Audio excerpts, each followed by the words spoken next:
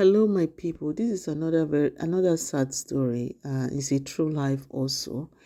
When we talk about mental health, people just think that this mental health issue is a joke and they don't take it seriously.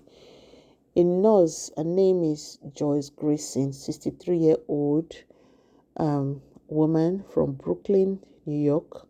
She was found RIP on October 28, 2023, inside a Wilmatic half house for ex-offenders, where she was visiting a patient for the first time. This nurse was assigned. She was working through an home health agency, and she was assigned to this guy, Michael Reese. His name is Michael Reese. That was just released from, according to the news, it was just released from Kirikiri. So, and Joyce Grayson was to see her, probably assessed her, and actually was her first time going to visit this ex-offender. But on getting there, she didn't return. So the family now got worried, and the agency that she worked for, because she had other patient that she was supposed to see. So they called, and the family got worried, and they didn't hear from her. They called her cell phone. She wasn't picking up. And then they decided to track her phone, and they called the police. When they called the police, guess what? They tracked the phone to the same house, the Wilmatic half house for ex-offenders, where she went to see Michael Reese. So they called the authorities. When they called the authorities and the authorities got there, they found her RIP'd.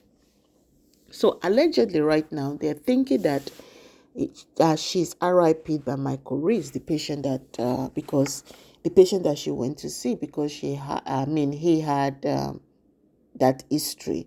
But that was what led him to, they put him in Kirikiri for, I think they said he was there for 15 years. So it's a very sad story, and this brings me to nurses. Everything about healthcare, it's all about our patient first, which is a good thing. I'm not saying it's not. But there's no law that I know that protects the nurses from getting harm, especially in situations like this.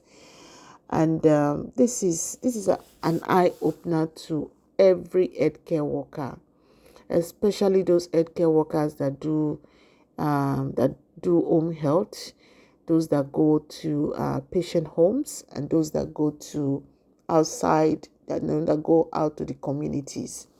And I think the government should, make a law or something that will protect the nurses, especially when they are going to see these ex-offenders with mental health issues.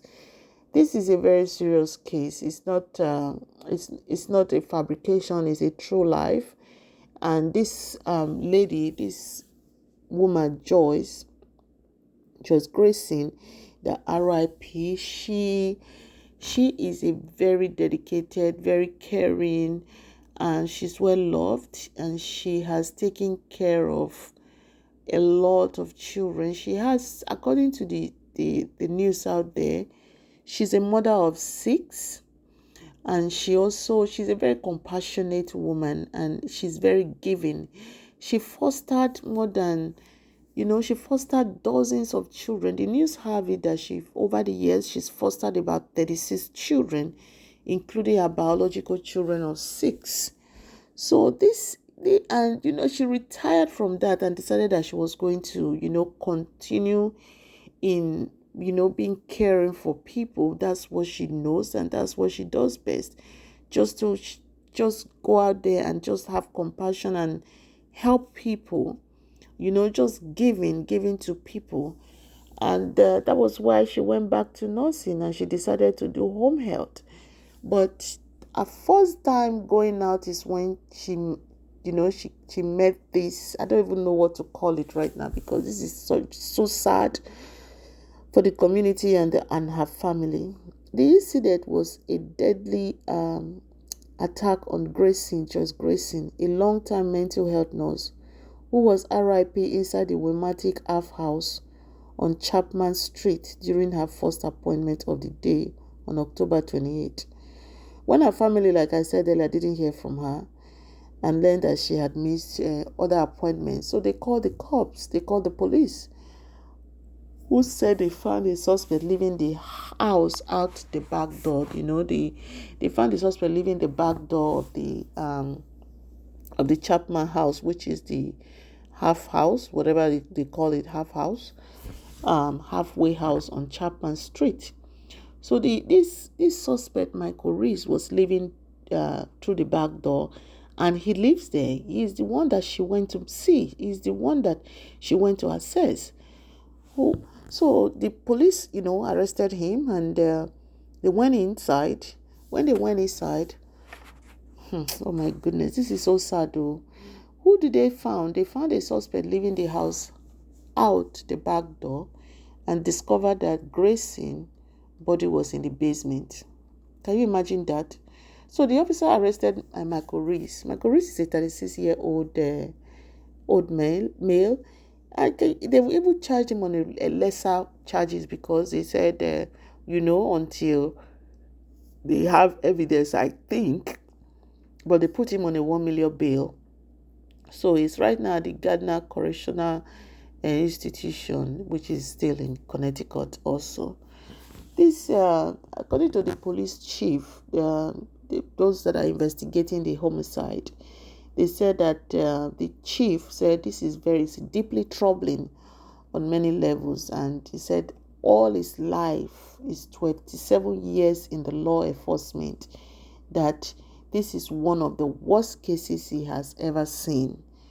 For a police chief that has been in the force for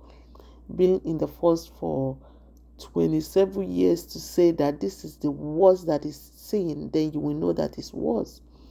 It is so important and overwhelming that numbers of nurses and home healthcare workers normally that go into these homes, private homes, to visit these people, they don't have no protection for them. I think this should be, like I said in the beginning of this news, that should be an eye-opener. And every of these nurses, if you have a case, I'm not saying don't work, you should use your number 6, so your common sense, number 6, your common sense to know, when you come out of there, when you just get in the environment, if your body tell you anyhow, make you come out there anyhow, because, God forbid bad thing. Can you imagine? Somebody that is going to help you, you go to buy the person. Now only God know. Especially all these ex-offenders. So nurses, please be wise and know the kind of cases that you take, because God forbid bad thing. This is very troubling. It's very, very troubling. The nurse going to a patient house, then the next thing the nurse is RIP in that patient basement. It's so sad now. It is very sad. And this woman, Joyce Grayson, she has fostered over 36 children. They say she's a compassionate person. She likes to giving out. After she retired from foster care, then she went back into mental health. Excuse me, my people. I worked last night. I've not slept. As I saw this news, I just felt that I said, let me bring it out, because I was at work and I was reading this, and I'm like, Jesus, somebody was telling us anyway about it. Actually, somebody was telling me about this news that happened in Connecticut. I was like, really? So I got home, then I went to research it. As soon as I researched it, and I said, I need to bring this to my people so that they will know, especially my fellow nurses, so that they will know what kind of cases to take and what not to take, because this life is balance, my people. Balance. I'm going to be bringing the part 2 of this, because this video is getting really long. I don't want it to be too long. I'm going to bring a part 2 of this same story, because it hasn't ended yet. Thank you all. Please share so that people will see it, especially people that work in healthcare, so that they will know how to protect themselves.